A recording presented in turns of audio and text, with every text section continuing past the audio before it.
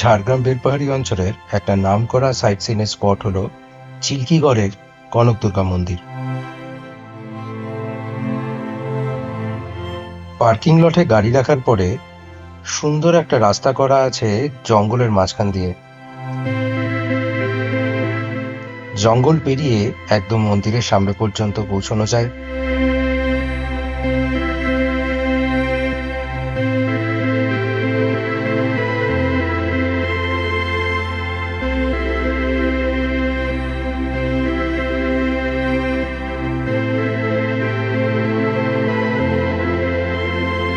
আবার মন্দিরের আরেক পাশ থেকে জঙ্গল ভেদ করে পৌঁছে যাওয়া যায় ডুলুং নদীতে, যেখানে অসংখ্য পরিমাণে বাদরের উপদ্রব রয়েছে।